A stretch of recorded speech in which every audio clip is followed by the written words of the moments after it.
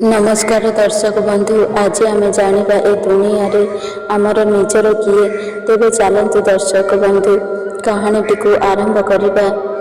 थरे गोटे गाँव में जड़े जमीदारटीए थिला एवं जमीदार चार जन पत्नी थिले। सदा बड़ पत्नी को जमीदार केबे हेले भल पाउनथिले कि ताकू ध्यान मध्य देउनथिले। सदा सान पत्नी को जमीदार बहुत भल पाउथिले और सदा सर्वदा सान पत्नीर देखाशुना करुथिले एवं ताकू ध्यान मध्य देउथिले। सुरुखुरुरे एमिति जमीदारंकर जीवन यापन चलीथिला। एमिति आनंद और उल्लास जमीदार निज जीवन को अतिवाहित करुथिले। हठात दिने जमीदार जीवन में कला बादल घुटी आसला। जमीदार को सूचना मिला जे से कैंसर रोग रे पीड़ित अच्छा। जमीदार दुखरे भांगी पड़े। वैद्य राजा को डकाई चिकित्सा कराइले। वैद्य राजा किछि दिन चिकित्सा पर जना पड़ा जमीदार चिकित्सार कौन उन्नति घटुना। धीरे धीरे तांको शरीर क्षीण होगाक लगिला। जमीदार जनक अति दुखर सहित दिने पचारे, हे वैद्य राजा, मो शरीर केबे उन्नति घटब? अति विनम्रतार सहित वैद्य राजा कहले, हे जमीदार, तुम शरीर बेसी दिन नुहे, अल्प दिन पर तुम्हें मृत्युवरण कर।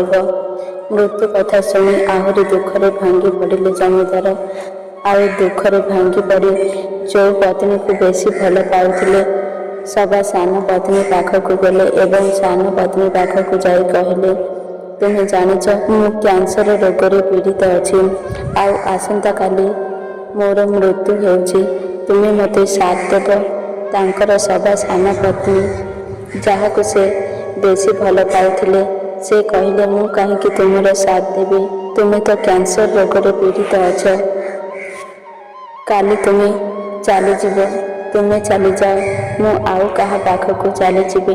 तुम्हें चलीगले मते किसी फरक पड़बनी। एक शुणी जमीदार दुखरे भांगी पड़े।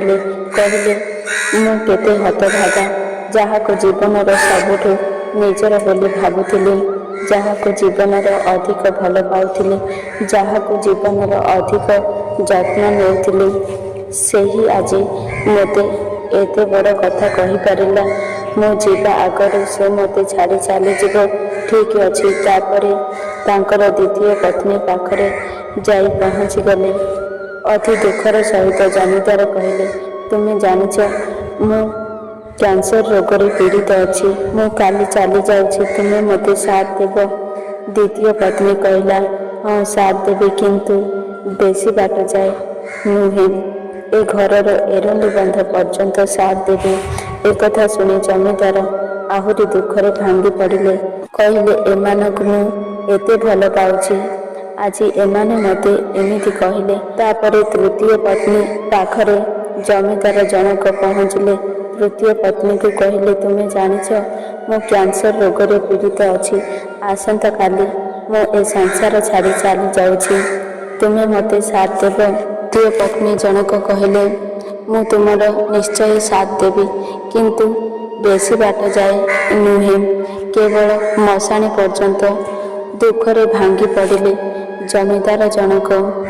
जो मानक जीवन रे एते भल पाउथिले सेमाने मते छाड़ी चली जीवे बोली कहउचंती।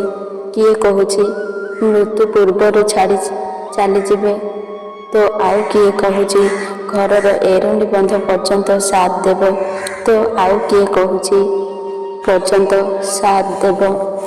शेषरे जो स्त्री को से केबे हेले जत्न मध्य देउनथिले एवं ध्यान मध्य देउनथिले, सदा बड़ स्त्री पाखरे जमीदार जनक पहुँची गले एवं अति दुखर सहित कहले, तुम्हें जानिछ कैंसर रोग रे पीड़ित अच्छी। मु काली चली जाऊँगी, तुम्हें मते साथ देव? सदा बड़ स्त्री को केबे हेले ध्यान देउनथिले।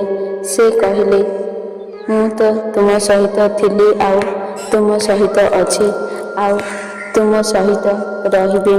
भूल तो तुमर, तुम्हें ही मते केबे ध्यान देउनु। जन्म जन्म तर पर्यंत मु तुम सहित थिली, अच्छी एवं रहिबी। हे दर्शक बंधु, आपण जानिचंती ସେଇ ଜମିଦାର ଜଣକ କିଏ? ସେ ହେଉଛନ୍ତି ସ୍ୱୟଂ ଆମେ ନିଜେ। ଆମର ମଧ୍ୟ 4ଗୋଟି ସ୍ତ୍ରୀ। ପ୍ରଥମ ଯେଉଁ ସାନ ସ୍ତ୍ରୀ ଆମକୁ କହିଲା ତୁମେ ଯିବା ପୂର୍ବରୁ ଛାଡ଼ି ଚାଲିଯିବ, ସେ ହେଉଛି ଅର୍ଥ ବା ଧନ। ଆମେ ଜୀବନ ସାରା ଅର୍ଥ ବା ଧନ ପଛରେ ମହୁମାଛି ପରି ଗୋଡ଼େଇ ଗୋଡ଼େଇ ଧନ ରୋଜଗାର କରୁ, କିନ୍ତୁ ଆମେ ଚାଲିଯିବା ପୂର୍ବରୁ ଧନ ଆମକୁ ଛାଡ଼ି ଚାଲିଯାଏ। ଆମେ ଗଲାବେଳେ କୌଣସି ଗୋଟିଏ ଟଙ୍କା ସାଥିରେ ନେଉନାହୁଁ।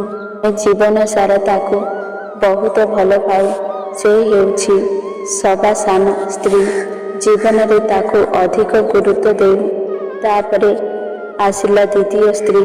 ଯେଉଁ ସ୍ତ୍ରୀ କହିଲା ଏ ଘରର ଏରୁଣ୍ଡି ବନ୍ଧ ପର୍ଯ୍ୟନ୍ତ ସାଥ ଦେବି, ସେ ହେଉଛି ଆମର ନିଜର ସ୍ତ୍ରୀ ବା ପତ୍ନୀ। ଆମେ ଜୀବନରେ ତାକୁ ବହୁତ ଭଲ ପାଉ। ସେ ଆମ ସହିତ କେବଳ ଘରର ଏରୁଣ୍ଡି ବନ୍ଧ ପର୍ଯ୍ୟନ୍ତ ସାଥ ଦେଇପାରିବ, ତା ଆଗକୁ ନୁହେଁ। ତାପରେ ଆସିଲା ତୃତୀୟ ସ୍ତ୍ରୀ। ଯେଉଁ ସ୍ତ୍ରୀ କହିଲା କେବଳ ମଶାଣି ପର୍ଯ୍ୟନ୍ତ ସାଥ ଦେବି, ସେ ହେଉଛି ଆମର ଭାଇ, ବନ୍ଧୁ, କୁଟୁମ୍ବ, ପରିବାର, ପଡ଼ୋଶୀ ଏବଂ ଆମ ଶରୀର ମଧ୍ୟ।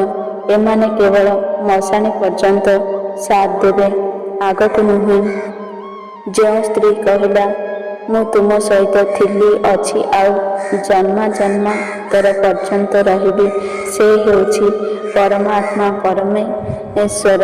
ଜୀବନରେ ଆମେ ତାଙ୍କୁ କେବେ ବି ଧ୍ୟାନ ଦେଉନାହୁଁ। ଆମେ ସବୁବେଳେ ଏମାନଙ୍କ କଥା ଭାବୁ, ଏମାନଙ୍କ କଥା ଚିନ୍ତା କରୁ, ଯେଉଁମାନେ ଆମକୁ ଛାଡ଼ି ଚାଲିଯିବେ।